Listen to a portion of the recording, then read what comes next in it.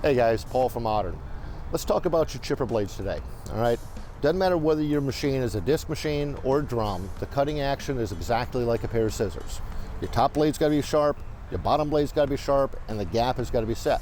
If you don't, just like a pair of scissors, you're not cutting, you're ripping, you're tearing, you're hammering.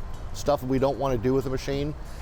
So, one of the first questions guys will ask me is, how long do a set of blades last? My response to that is, how long does a chainsaw stay sharp? What happens? Okay, we can run a chainsaw all day long, no problem.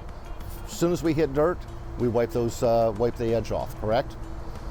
Well, same thing happens on the chipper. So the first step is when you're chipping, your bottom trap door needs to be open. That allows the dirt and debris that we're picking up as we're dragging across the ground. Through the lawn, we're picking up sand, we're picking up dirt, and we're running that through the machine. Again, we know what happens when a chainsaw hits dirt, it's wiped. Cutter blades are the same. So we need to change the blades when they need to be changed. How do we know when that occurs? You'll hear it hammering versus cutting. The second thing is you'll notice that the chips are getting long and stringy. Last is, on a daily basis, you need to be opening up the infeed and taking a look at those blades. Are those blades still in good condition, or are they hammered? They're starting to blue over on the edge and build up debris. Are they chipped? If they are, you need to flip those blades. If they're really damaged, you need to replace them. So, when it gets to changing out your blades, always refer to your manual. It'll tell you what the torque specs are. It will walk you through the procedures of exactly how to change your blades. Now, anvil. Anvil is probably the most overlooked piece of changing your blades.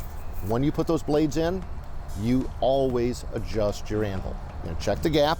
We have our anvil adjustment tool. We're gonna check the gap on that to make sure we're within spec. The other is, we're inspecting that anvil. Is the anvil edge still sharp, or is it rounded over? If it's rounded over, we flip it to a new edge, all right? Or we replace it, just like we do with a set of blades. That anvil gap is much like the rakers on your chainsaw. If we take too much off the rakers, what happens? We're stalling the saw out. We're doing damage. We're heating it up. We're burning up clutches. We're taking out seals. Guys, we're talking about an $800 chainsaw and something real simple and easy to go and replace and fix. This is a $70,000 machine. And we're not going to go and do those simple little things like make sure that anvil is sharp, make sure that anvil is adjusted. That doesn't make any sense. Keep top blade sharp, within spec. Make sure your anvil is adjusted correctly. Make sure your anvil is sharp. Now, you can run brand new blades. A lot of guys do. That's all they'll run. Other guys will go through and have them sharpened. If you have them sharpened, make sure that they are checking to make sure the blade is in good condition.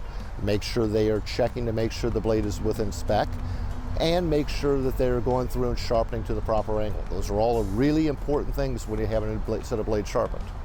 Guys, keeping on top of your blades will keep your machine running, last you a long time. Thank you guys, I appreciate you sticking to the end. Have a great day.